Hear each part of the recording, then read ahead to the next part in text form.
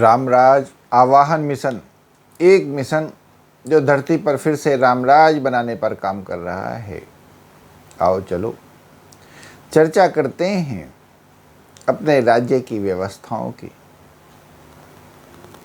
हमें रामराज बनाने के लिए आवश्यक है कि जो भी हम पर राज्य है, जिसका भी हम संचालन करते हैं, जिसको हम चलाते हैं, वहाँ की व्यवस्थाएं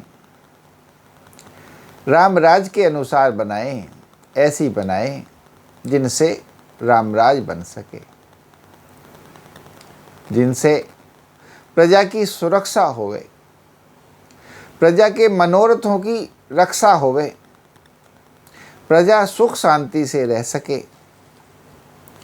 प्रजा तृप्त बने और तृप्तता में रहना उन्हें सिखाया जाए, प्रजा पवित्रता में रहे और सुख शांति में रहे, अनुशासन में रहे। व्यवस्थाएं बनाने से ही बनती हैं और जैसी व्यवस्थाएं होती हैं वैसा ही इंसान का स्वभाव हो पाता है, वैसे ही उसके जीवन में सुख दुख, आसानी परेशानी, शांति अशांति, क्लेश आदि आते हैं। क्योंकि जीवन में जो घटता है व्यवस्थाओं का परिणाम होता है। तो अगर आपको अपने राज्य में राम राज्य बनाना है तो ऐसी व्यवस्थाएं बनानी होगी जिनसे कि आपकी प्रजा राम जैसी बन सके, जिनसे कि आपकी प्रजा राम राज्य का सुख भोग सके। और राम राज का सुख है ही क्या? तृप्ति में जीना। अगर आप तृप्त हो गए तो बस सफल हो गए, क्योंकि तृप्ति ही मोक्ष का साधन है। जब तक आप तृप्त महसूस नहीं कर पाते हो तभी तक आप निष्काम नहीं हो पाते हो, तब तक आप में कामनाएं घर करे ही रहती हैं।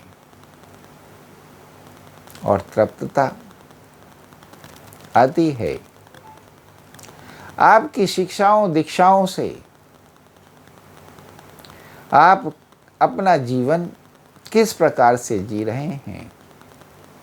क्या आपने अपने में सद्गुणों का विकास किया है? क्या आप सद्गुणी हैं? क्योंकि जो तृप्तता है वो तो सद्गुणों से ही प्राप्त हो पाती है। क्योंकि ये जो संसार के विषय भोग हैं ये तो आज क्षणिक तृप्ति तो महसूस कराते हैं, मगर अंत में अतृप्तता को ही जन्म देते हैं। आप ये जो विषय भोग जितना भी भोगते हैं उतनी ही ज्यादा इनकी कामना होती चली जाती है। तो जब आपको यह विषय भोग समझने आ जाते हैं, जब आपको यह विषय भोग पहचान में आने लग जाते हैं, इनका परिणाम आपको समझ में आने लग जाता है, तो आप इनसे मुक्त होने लग जाते हो। और मुक्त के साथ साथ अगर आप इन्हें भोगते भी हो तो इनमें लिप्त नहीं होते हो। तो हर राजा को जिसे अपने राज्य में रामराज बनाना है तो उसे ऐसी व्यवस्थाओं को बनाना होगा जिससे कि उसकी प्रजा सुखी होवे, सुख शांति को प्राप्त होवे, अनुशासन में जिए, तृप्तता में जिए और पवित्रता में जिए। क्योंकि जो पवित्रता है यह भी एक सद्गुणों की जननी है। क्योंकि जैसा इंसान का मन होता है वैसे ही भाव पनपते हैं, वैसे ही कामनाएं पनपती हैं। तो पवित्रता जब आपके मन में होती है, आपके इर्द गिर्द जब पवित्रता का वातावरण होता है, तो आपका मन सद्गुणों की तरफ चलता है, सत की तरफ चलता है। वरना गंदगी और अपवित्रता ये आपके मन को संसार की तरफ ले जाती है, असद की तरफ ले जाती है, आलसी बनाती है, तामसी बनाती है। तो ये हमें समझना चाहिए कि अगर हम कहीं के राजा हैं तो हमें रामराज बनाने के लिए क्या करना चाहिए। क्योंकि अगर हमारी प्रजा सुखी हो जाती है, शांत हो जाती है, कर्मठ हो जाती है, अनुशासन में जीने वाली हो जाती है और तृप्तता में रहने वाली हो जाती है, तभी हम कह सकते हैं कि हम रामराज बनाने में कामयाब हो सके। और करने से सब होने लग जाता है। बस समझना और करना और करते रहना। जो प्रारब्ध होता है वही होता है। और जब आप कर्म करते रहते हैं तो प्रारब्ध भी उदय हो ही जाता है।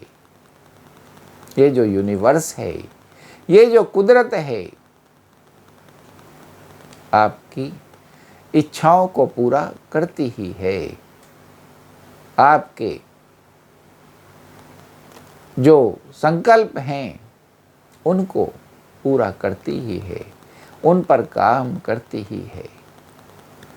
तो जैसा आप कर्म करते हैं, जैसा आप भाव बनाते हैं, वैसा सब कुदरत की तरफ से भी धीमे धीमे साधन होने लग ही जाता है। यही है आवश्यक कि अपनी प्रजा को सुखी करें, तृप्त करें, अनुशासन प्रिय बनाएं और निष्काम बनाएं, तृप्त बनाएं। बोलो श्री रामचंद्र भगवान की जय, पवन सुत हनुमान की जय। और जैसे कि हम ये रामराज बनाने में लगे हुए हैं और सद्राहें, सद्विचार, सद्भाव फैला रहे हैं, तो हम चाहते हैं हमारी इस वीडियो को ज़्यादा से ज़्यादा लाइक, शेयर, सब्सक्राइब, कमेंट और फॉलो करें। चैनल को सब्सक्राइब भी करें, बेल आइकन भी दबाएं, जिससे कि जो ये हमारे भाव हैं, हमारे विचार हैं, जो ये सद्राहें हैं, जन जन के मन तक पहुँचें और लोगों के मन व्यवस्थित हो जाएं। जय श्री राम।